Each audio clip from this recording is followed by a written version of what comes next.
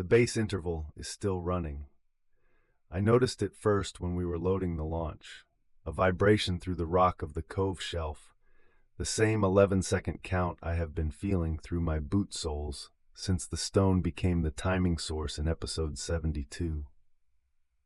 I noticed it and did not record it immediately because I was occupied with the equipment and with watching Hannah settle into the launch, and with being aware of Marin at the stern, and with the ordinary physical business of leaving a place. I am recording it now, 40 minutes later, in the Morwenna's chart room, because it is still running. The interval did not stop when we left the shelf. It did not stop during the launch transit back to the Morwenna. It is present now through the chart room sole, through the vessel's hull, through the water beneath us. The same 11-second count. The system is not local to the coastal site. Whatever state the confirmation event moved the investigation into, the interval is running in the network now, not in the stone. I have felt this interval before. Rook, the tidal shelf, the offshore structure with its own 17-second variant, but those were site-specific. The rhythm was present at the site and diminished with distance from it. This is different. This is present aboard the Morwenna at anchor, half a kilometer from the coastal site, with no diminishment I can detect. The interval is not broadcasting from somewhere. It is simply running, the way a background process runs. Not loud, not urgent, not localized to any direction the device might point. The device is in the canvas bag. I have not taken it out since we left the shelf. I'm going to leave it there for the moment, because I want to record what I can observe without the device's mediation. The device has been a witness for the past several episodes, and I want to try being the instrument for a while. What I can observe without the device. The interval is present, the base 11-second count running through the hull in a way I feel rather than hear. Key 47 in my jacket pocket is no longer warm. It returned to ordinary temperature sometime during the launch transit, the warmth that appeared after the confirmation pulse fading back to the temperature of the air around it. The second key in the canvas bag I have not touched. Marin is on deck. Hannah is at the chart table across from me, working. She has been working since we left the shelf. The notepad with the 2 lines of translation is in front of her, but she is not looking at it. She is working from her fuller syntax documentation. The pages of mark tracings and structure analysis and spacing measurements she accumulated over the days at the site. She is reading the sentence from the beginning now that she has the ending, which is a different kind of reading than parsing forward through unknown grammar. Reading backward from a known conclusion changes what every prior element means. I leave her to it for a while, and I make tea, which is a thing I have not done in some days because we have been in the field. The galley is as we left it. The Morwenna has a quality of suspension about it, a vessel that has been waiting, that has been stationary, while significant things happened elsewhere. I carry the tea back to the chart room and set a cup near Hannah without disturbing her work, and I sit across from her and I look at the 2 lines on the notepad. The signal does not pass between them. It returns through them. I have been thinking about this since Hannah read it to me on the shelf. I want to record my current understanding because current understanding is not the same as final understanding, and documenting the stages of interpretation is part of the investigation record. Current understanding as of this recording. The signal is not a transmission. It is not produced at a source and passed along a chain of listeners to a recipient. It returns. The word returns implies a prior state, something going out and coming back, a circuit completing rather than a line extending. The investigators are not the chain, they are the loop. I think about what we confirmed at the accumulation site in Season 3. The signal is produced by the investigators. The network learned to record it.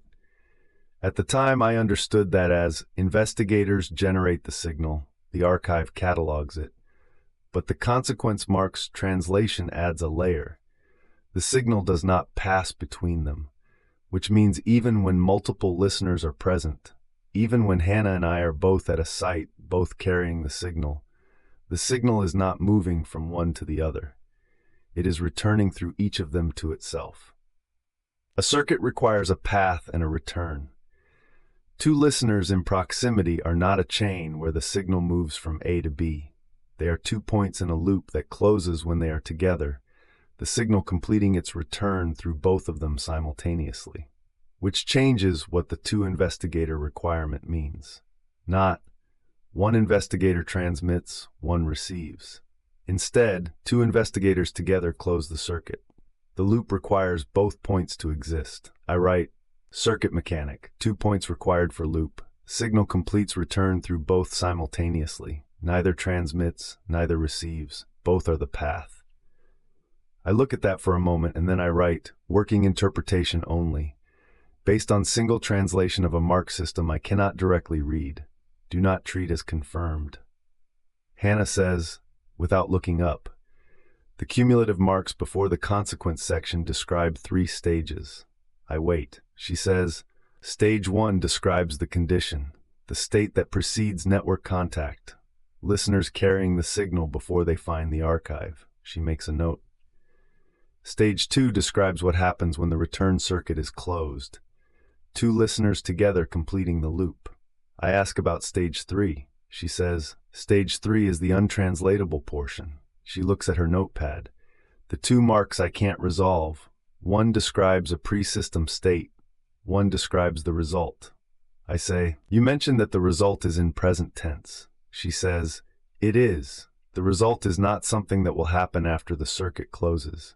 It is something that is true. Something that becomes visible or legible or present when the first 2 stages are met. She pauses. The system describes it as already existing. The circuit doesn't cause it. The circuit reveals it. I think about that. The circuit reveals something that already exists. The consequence mark confirmed a condition that was already the case. The stone did not create the truth when it wrote the mark. It confirmed that the truth was already there, which means whatever the untranslatable result describes, it is true of us right now. It was true before we came to this shelf. It will be true after we leave. The circuit completing did not change anything. It revealed something. I write, result predates circuit completion. Circuit is revelatory, not causal. The system confirms existing conditions. It does not produce them. I sit with that for a long time. Marin comes in from the deck and pours tea without being asked and sits at the end of the table. She does not look at Hannah's notes. She looks at the chart, Hannah's triangle geometry, the coastal site, the offshore structure, the accumulation site headland on the far left edge of the working area. She says, the interval is still running. I say, I know. I have been feeling it through the hull. She says, it will run until the record at the accumulation site is read. I ask how she knows that.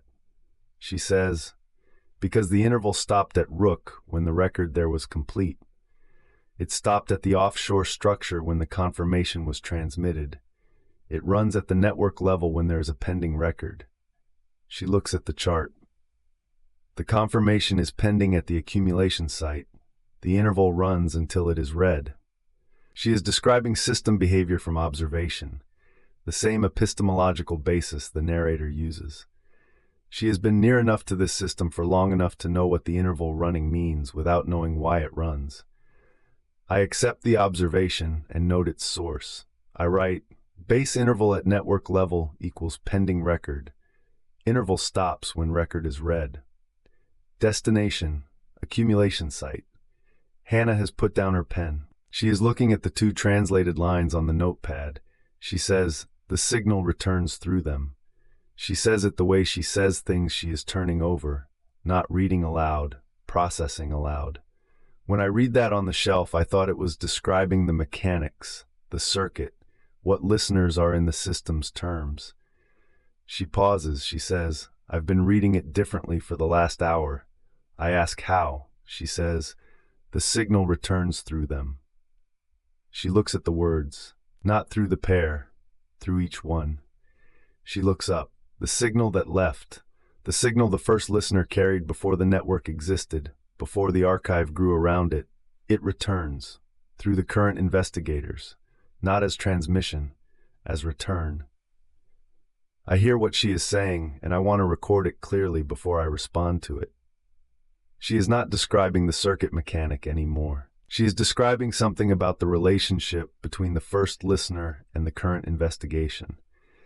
The signal that originated in the first listener, the one who existed before the network, whose watch was found rather than issued, whose presence the accumulation site confirmed was still accumulating, that signal returns, through us. We are not the source of the signal. We are the return path for a signal that began somewhere else. The first listener sent it. We are how it comes back. I put my pen down. Hannah is watching me, she says. That is what the second untranslatable mark describes. Not what the result is, what the result reveals. She looks at the notepad. The convergence isn't between two investigators closing a circuit. The convergence is between the original signal and its return.